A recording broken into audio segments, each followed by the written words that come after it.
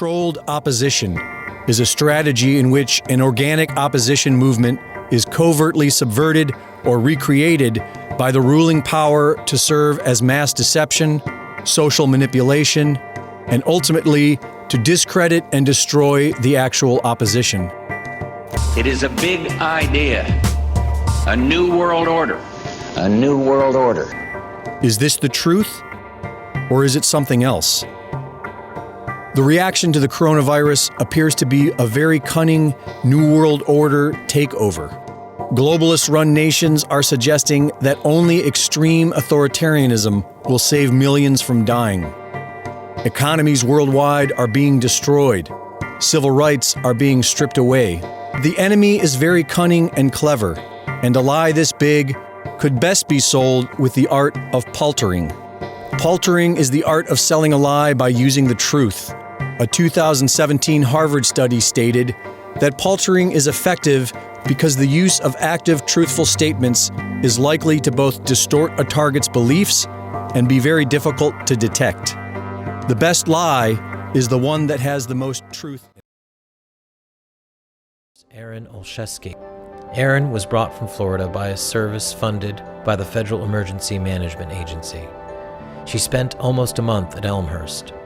What she saw there compelled her to become a reporter and whistleblower alongside her already extensive nursing duties.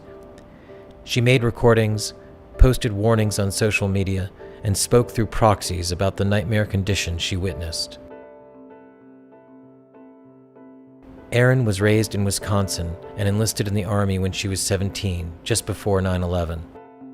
She deployed in support of Operation Iraqi Freedom in 2003. Part of her duties involved overseeing aid disbursement and improvements to hospital facilities. While in country, she received the Army Commendation Medal for meritorious service and was wounded in combat.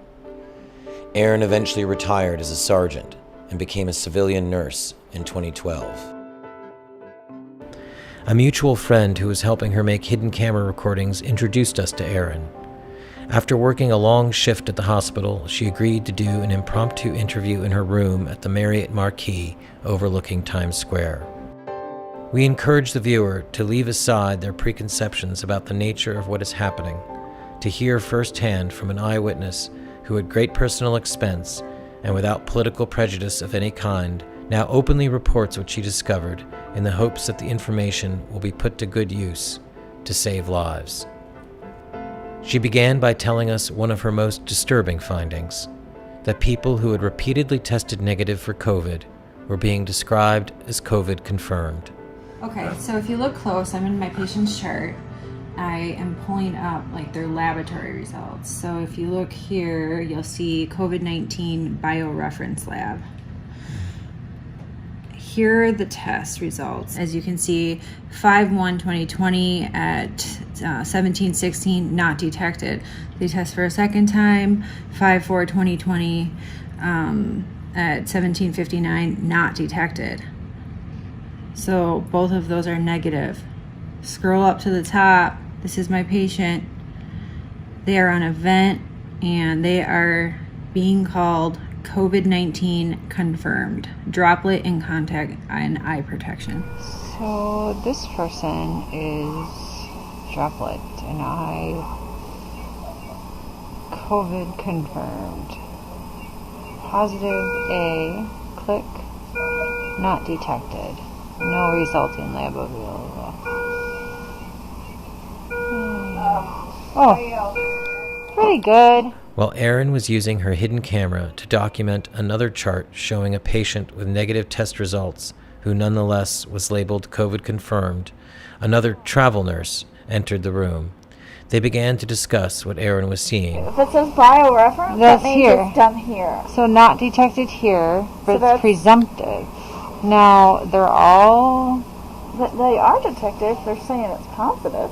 Not detected. But it's not What does detected. that say? What does that mean? So I You said that they were vented immediately upon being brought in, is that? Yeah, so the thing is they're coming in with difficulty breathing, and a lot of these patients are really coming in with anxiety because they're scared.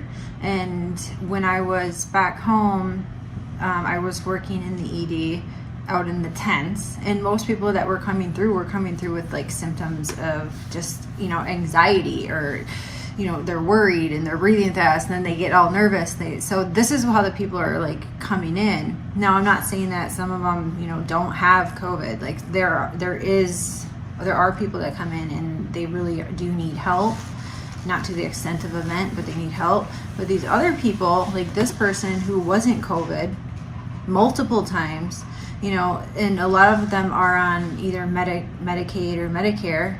They're poor. They're from, a lower class. We're at a public hospital. They need the funding. So take them. They take them.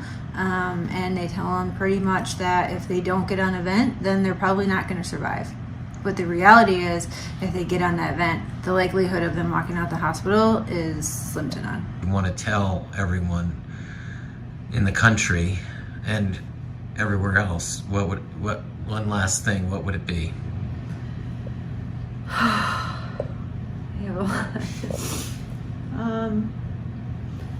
would say this is the one thing that I've had a struggle with, is if someone like me or anybody is trying to tell you something that might go against your beliefs, like just listen, like really just take it in, and instead of jumping on it, like think on it for a night or a day and like look into this stuff. Does the government really have everybody's best interest in mind? Are they thinking of, the 57-year-old grandma that, didn't have to die, or the 37-year-old that was totally fine when he walked into the emergency room and he didn't have to die? Are they thinking about, maybe the guy that had a drug problem that didn't have to be vented, but he saved his own life? I don't have anything to gain, and I have everything to lose by sharing what I'm sharing right now, but so be it. A few days after we recorded this interview, Erin began to feel that her time at Elmhurst was drawing to a close. Her vocal questioning of hospital procedure and her efforts to get the word out on social media were getting noticed. She made this recording on what ended up being her last day at the hospital. I've been taking care of a patient for like a week right now, and this is my and I called him. And he's been doing great. He had a trach put in and he's been doing great. He's been talking and or communicating with me. He's telling me, laughing at my jokes, and talked to his kids on FaceTime a couple days ago. And I told his kids that he was doing fine. And he was.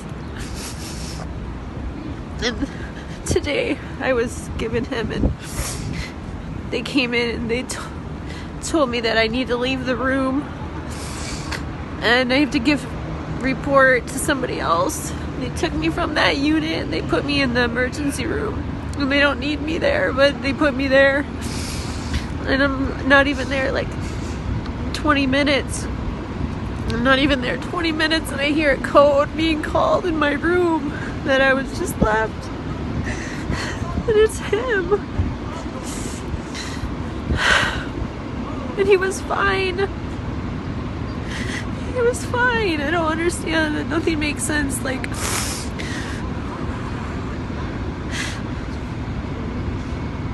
Why would they take me out of his room and put me in the ED, and then not 20 minutes later he's dead? It doesn't make sense. Did they kill him? He was my one patient that was gonna live. He shouldn't have died. I don't know what they did to him. Something's not right.